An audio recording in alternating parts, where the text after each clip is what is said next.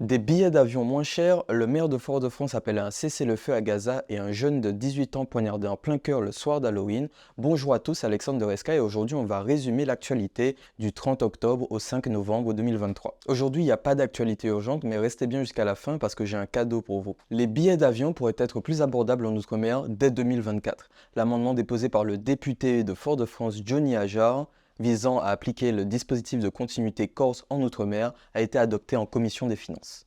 Jusqu'alors, l'effort de l'État est de 257 € par habitant en Corse contre 16 € en Outre-mer pour assurer la mobilité. Le budget de l'Outre-mer pourrait ainsi passer de 45 à 560 millions d'euros. La loi de finances 2024 visant à fixer le budget de l'État pour l'année à venir sera votée au plus tard le 31 décembre 2023. On suivra ça de près sur SK. Deuxième info, un hôtel de luxe 5 étoiles pourrait finalement bien voir le jour à la Pointe du Bout aux Trois-Îlets. Le tribunal administratif a rejeté le recours de l'hôtel Baquois qui s'opposaient au projet. Les responsables de l'établissement avançaient des nuisances sonores et environnementales. Ils ont jusqu'à fin décembre pour faire appel de la décision. D'ailleurs, peut-être que vous avez déjà vu quelques rendus 3D de ce projet d'hôtel passer puisqu'il a été présenté il y a déjà 2 ans. Troisième info de ce résumé, le maire de Fort-de-France appelle à un cessez-le-feu immédiat à Gaza. Je cite, « J'appelle le gouvernement français, les représentants de l'Union européenne et de toutes les grandes puissances à faire pression sur tous les belligérants pour qu'ils entament de nouveau des négociations de reconnaissance mutuelle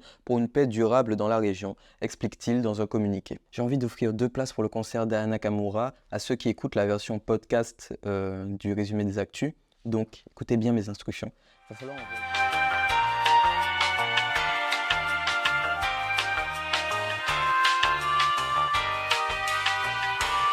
Je vous attends. Bref, on reprend. Nouvelle saisie de drogue au large de la Martinique. Près d'une demi-tonne de cocaïne a été saisie au sud-ouest de l'île par le bateau Dumont-D'Urville. 18 ballots de drogue ont été découverts sur un ballotteur provenant probablement de la Jamaïque. Les 4 membres d'équipage et la cargaison ont été ramenés à Fort-de-France. Cinquième info, un drame s'est produit dans la nuit d'Halloween de mardi à mercredi vers minuit au quartier Four-à-Chaud au Robert. En effet, un jeune âgé de 18 ans a été poignardé en plein cœur par un mineur. L'auteur des faits a tout d'abord été interpellé et placé en garde à vue, puis 2 suspects, tous 2 mineurs, ont été placés en détention provisoire. Ils ont été présentés devant le parquet jeudi 2 novembre et restent détenus jusqu'à 7 semaines selon RCI. Plus d'informations sont à venir. Sixième info, les dates de la saison 2023-2024 des Yole Rondes sont connues. Donc du coup on connaît la date du Tour des Yoles 2024.